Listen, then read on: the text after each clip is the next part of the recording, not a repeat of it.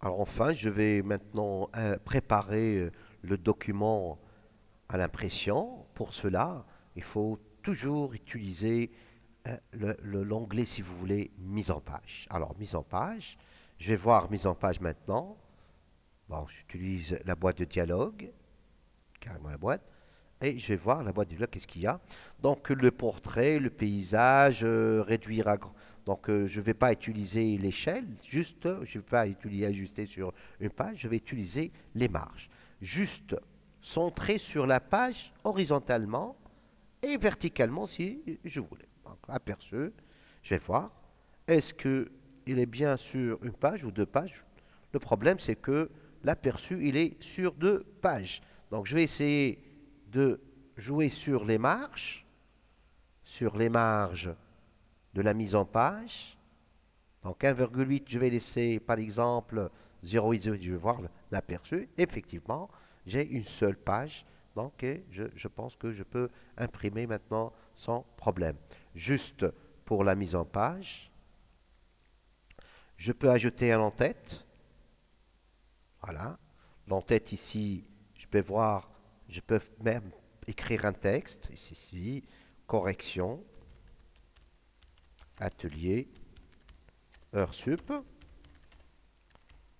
Alors voilà, je peux aussi sélectionner, utiliser une couleur différente pour vous montrer que on peut mettre en forme le texte, soit dans la partie gauche, dans la partie droite par exemple, je peux insérer une date, hein, insérer une date, insérer l'heure, hein, d'accord, ok. Aussi, je peux utiliser le pied de page, hein, voilà, pied de page. Juste à la partie droite, je peux utiliser que le nombre de pages, si vous voulez. Non, insérer un nombre de pages. Ah, d'accord, voilà, il y a une seule page. Deux. Alors, page 2, espace ici. Donc, s'il y a 3, 4, 5 pages, donc il y a 1, 2, 2, 2, 1. 1, 2, 3, 1, 2, 2, 3 et 3, 3, 3. Donc, puisqu'il y a une seule page ici, donc il n'y a pas de problème, il y a toujours 1, 2, 1. OK. Donc, je vais voir l'aperçu. C'est bon, c'est fait. Voilà, l'aperçu. Voilà, c'est bien fait. Donc, je peux imprimer. Juste peut-être d'augmenter un petit peu la hauteur de la première, de la deuxième ligne. Voilà. Donc maintenant, je vais sélectionner le tableau, le copier dans une autre feuille et faire coller. Attention, le collage, il y a plusieurs types de collage.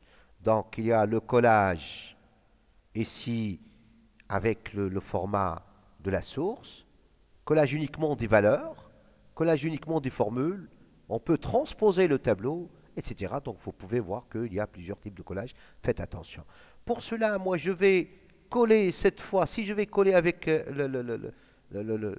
juste le contenu de la première feuille, vous allez voir qu'il y a ici valeur, valeur, parce que tout simplement, les cellules de calcul ne sont pas copiées. Donc, j'aurais dû coller uniquement les valeurs. Voilà, uniquement les valeurs.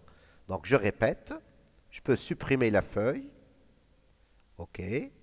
Je peux ajouter une autre feuille. Et dans la feuille 3, je vais copier le tableau. Je vais coller cette fois uniquement les valeurs. Et je peux même coller, si vous voulez, la mise en forme. Donc, je peux copier aussi la mise en forme. Donc, il y a plus de formules. Donc, ici, double-cliquer entre les colonnes. Je peux sélectionner peut-être la feuille, double-cliquer entre les colonnes, si vous voulez, ou double-cliquer entre les... Si vous aurez besoin de, quelquefois, d'ajuster les colonnes, voilà, les lignes, voilà, double-cliquer, voilà.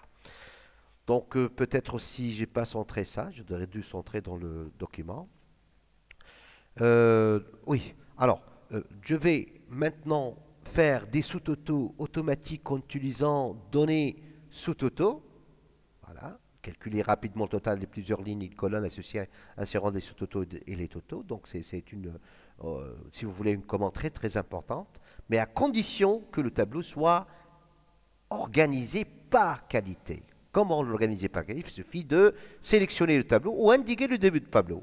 Donc, dans Données, trier. Dans le tri, on peut trier le tableau sur la qualité.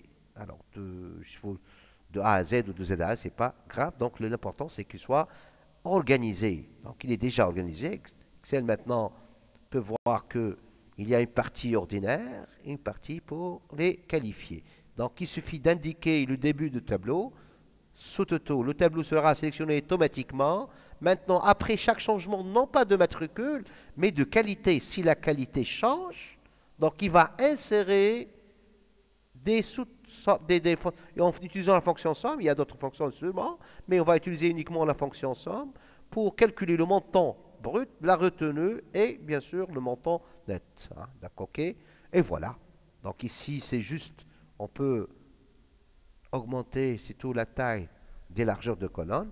Donc, voilà, voir. Il y a le niveau 1, c'est le total général. Le niveau 2, les sous-totaux. Ici, c'est juste pour voir un détail. Hein, voilà, on veut voir aussi le détail de tout. Donc, on peut supprimer à tout moment. Il suffit de cliquer dans le tableau, sous-totaux, et supprimer tout. On peut répéter l'application en cliquant sur A1, sous-total. Après chaque changement de qualité, utiliser la fonction somme et faisant, on a bien sûr coché les montants et les rubriques à calculer. Donc, OK. La synthèse ici, il ne faut pas toucher, donc laisser comme ça. OK. Et voilà, c'est fait.